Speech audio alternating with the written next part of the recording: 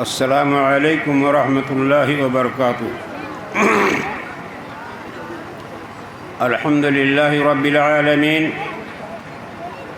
والعاقبۃ للمتقین والصلاة والسلام علی رسولہ محمد وآلہ وصحبہ اجمعین ومن تبعهم بإحسان إلى يوم الدين، أما بعد، اعوذ باللہ من الشیطان الرجیم، بسم اللہ الرحمن الرحیم۔ انا نحن نزلنا الذکر وانا لہ لحافظون۔ صدر محترم، معزز، موقر اور محترم علماء افاضل اور اکابر اور عزیز بھائیوں، دوستوں، بچوں، عزیزوں، نوجوانوں، میں صمیم قلب سے اس پروگرام کے انعقاد پر مولانا عبدالرحیم صاحب مدنی حفظہ اللہ اور ان کے ساتھ جو احباب اس علمی شجر کی آبیاری کر رہے ہیں، ان سب کو میں مبارکباد پیش کرتا ہوں اور اللہ تعالیٰ سے دعا کرتا ہوں کہ ایسی مجلسیں اور ہمیشہ یہ منعقد کرتے رہیں، اللہ قبول فرمائے۔ حضرات گرامی، وقت کم ہے، چند جملوں میں چند باتیں کہنا چاہتا ہوں۔ حالانکہ میں نے سوچا تھا کچھ کہ تاریخ کے حوالے سے بھی کچھ بات پیش کروں اور بذات خود ڈمرا کی تاریخ کے حوالے سے کچھ بات پیش کروں اور نیپال میں تاریخ اہل حدیث کے عروج و فروغ کے تعلق سے کچھ بات کروں، کچھ بات قرآن مقدس کے تعلق سے کہوں۔ بہت ساری چیزیں ہیں لیکن وقت تنگ ہے، اس لیے چند جملے میں کہنا چاہتا ہوں۔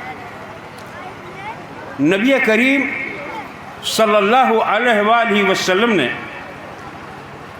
ارشاد فرمایا کہ تمام انبیاء کرام علیہم الصلاۃ والتسلیم کو بہت سے معجزات عطا کیے گئے ہیں اور اللہ تبارک و تعالی نے مجھے قرآن کا معجزہ دیا ہے۔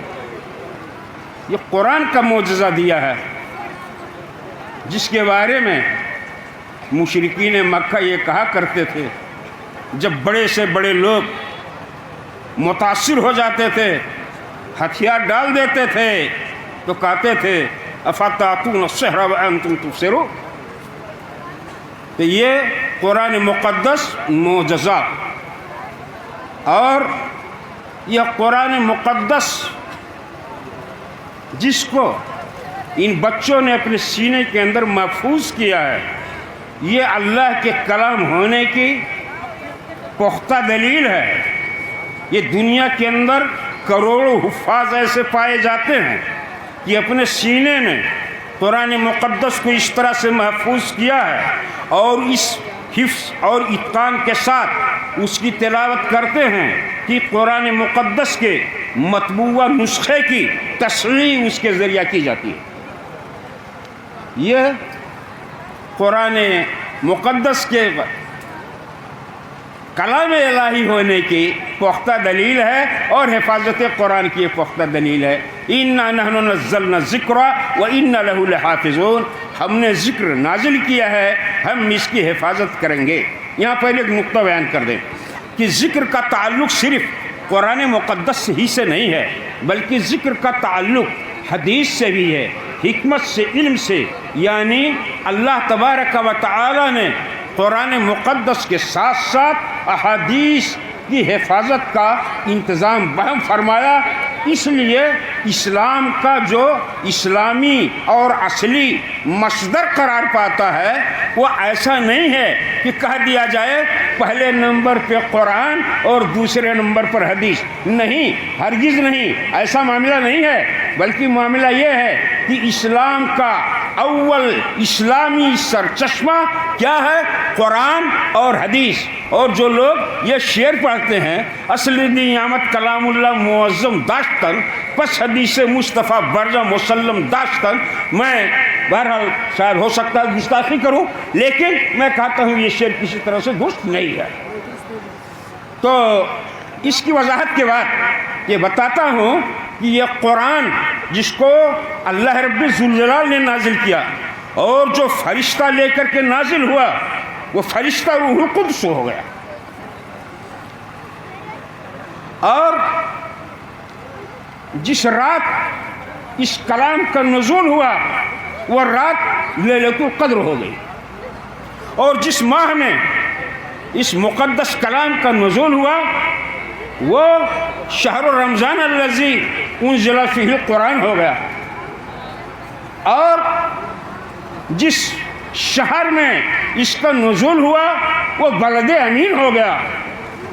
اور جس نبی کے اوپر اس قرآن کا نزول ہوا وہ نبی سید النبیین ہو گیا، رحمت للعالمین ہو گیا، سید الاولین والآخرین ہو گیا، شفیع المذنبین ہو گیا، ساقی کوثر ہو گیا، شافع محشر ہو گیا. اور جس امت پر اس قرآن کا نزول ہوا وہ امت خیر امت ہو گئی. تو یہ ہمارے بچوں نے اسی قرآن مقدس کو اپنے سینوں کے اندر محفوظ کیا ہے. چند جملے میں میں نے قرآن کی فضیلت کو بیان کیا. اب آئیے تھوڑی سی اور سیر کر لیتے ہیں. دو جملہ اور میں کہنا چاہتا ہوں. در حقیقت اس علاقے میں اہل حدیثیت کے عروج اور فروغ کی داستان کچھ اس طرح سے کہ ہمارے علاقے میں شیخ الکل فی الکل سید محمد نذیر حسین محدث دہلوی کے ابتدائی تلمیذ مولانا عباد اللہ صاحب عیسو پوری رحمۃ اللہ علیہ تھے. اور ترکلہ کے ایک عالم شیخ الکل فی الکل سید محمد نذیر حسین محدث دہلوی کے تلمیذ مولانا محمد حسین صاحب تھے. ان لوگوں کی کوششوں سے اس خطے کے اندر کتاب و سنت کی روشنی پہنچی. اور یہ وہ خاندان ہے جس خاندان سے مولانا عبدالرحیم صاحب مدنی کا تعلق ہے. یہ وہ خاندان ہے جو اس علاقے میں جاہ و حشمت والا خاندان تھا. جاہ و حشمت ہونے کے باوجود یہ خاندان دیندار تھا. ان کے پردادا نے عبدالغنی صاحب مرحوم نے مدرسہ قائم کیا تو ان کو ایسے ایسے لوگ ملے جن کا تذکرہ مولانا نے کیا ہے. اس میں سب سے عظیم المرتبت ہستی جن کی تھی وہ مولانا عبدالغفار صاحب رحمانی رحمہ اللہ کی ہستی تھی جو دارالحدیث رحمانیہ دہلی کے فارغ التحصیل تھے اور ماہر درسیات تھے. جن کو انہوں نے پڑھایا وہ کوہ نور ہو گیا. تو یہ مولانا جو یہ کوشش کیا حاجی عبدالغنی صاحب نے، پھر ان کے بیٹے حاجی لقمان صاحب نے، پھر یہ انہی کے حفیظ مکرم ہیں جناب مولانا عبدالرحیم صاحب مدنی. ایک واقعہ سناتا ہوں. یہ حاجی لقمان صاحب سن 1961 کی بات ہے، نوبل کانفرنس ہو رہی تھی. مولانا عبدالرؤوف صاحب رحمانی جھنڈا نگری رحمۃ اللہ علیہ نے خط لکھا کہ حاجی صاحب میں ڈومرا پہنچ رہا ہوں. اس زمانے میں لوگ ہاتھی سے چلتے تھے اور مولانا عبدالرؤوف صاحب رحمانی کی آمد کہ قدر بیٹوا سے آ رہے ہیں. حاجی صاحب بالکل تیار ہو گئے کہ بھائی قدر بیٹوا والوں کا حملہ ہے تو بہرحال ہمیں اس کے مناسب تیاری بھی کرنی چاہیے.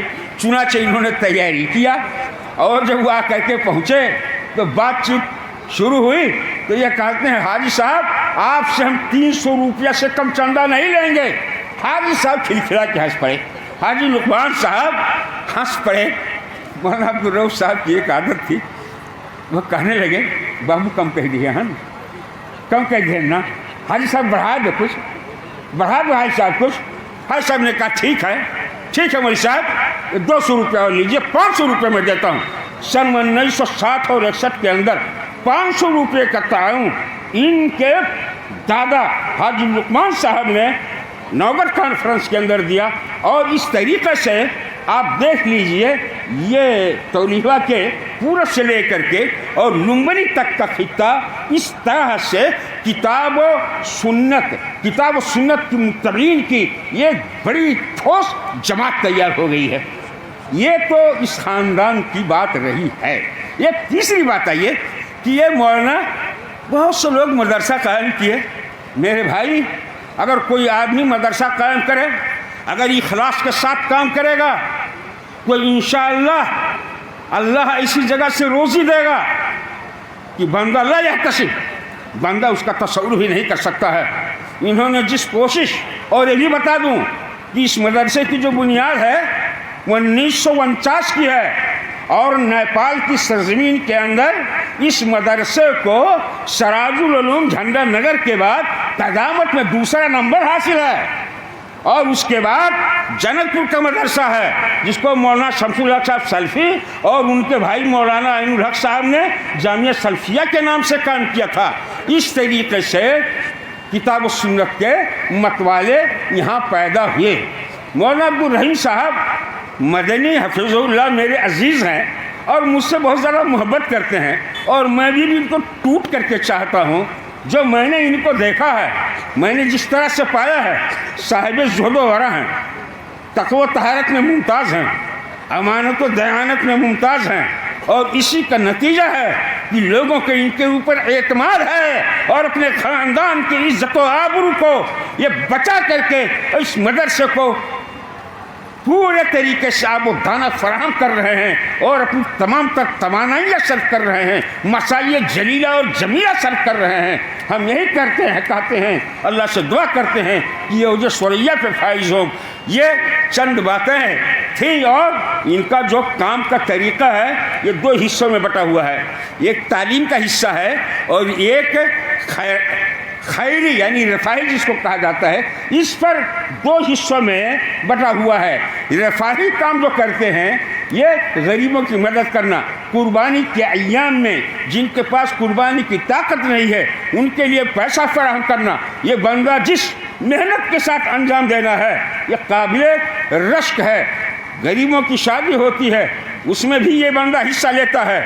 یہی نہیں، مساجد کی تعمیر میں بھی نمایاں کردار انجام دیا ہے۔ اور تعلیم کے بارے میں تو آپ نے دیکھا ہی، شعبہ حفظ چلا رہے ہیں، بچوں کا عالمیت تک کا کورس قائم کر دیا، لڑکیاں فارغ ہو رہی ہیں، 600 سے 700 بچیاں پڑھ رہی ہیں۔ آپ مجھے بتاؤ، سینے پہ ہاتھ رکھ کر کے ایمانداری کے ساتھ بتاؤ، نیپال کی کس درسگاہ میں 700 بچیاں تعلیم حاصل کر رہی ہیں؟ سینے پہ ہاتھ رکھ کر بتاؤ، اور کسی بچی سے فیس نہیں لی جاتی ہے۔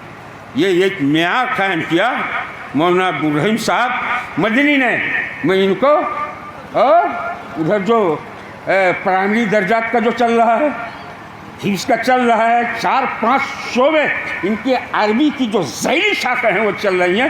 بس ہم اللہ سے یہی دعا کرتے ہیں، بھائی ہم لوگ تو بوڑھے ہیں، اب ہم تو چراغ شاعری ہم لوگ ہیں، ہم تو یہی کہتے ہیں، ہم درو خوش رہو اہل چمن، ہم درو دیوار پہ، یہ نواب واجد علی نے شعر کہا تھا، ہم درو دیوار پہ حسرت سے نظر رکھتے ہیں، خوش رہو اہل چمن، ہم تو سفر کرتے ہیں، اللہ کرے آپ ترقی کرو، اور ایسا کبھی بھی اس ادارے پر اور اس جگہ پر خزاں کا ماحول پیدا نہ ہو، یہ ہماری دعا ہے۔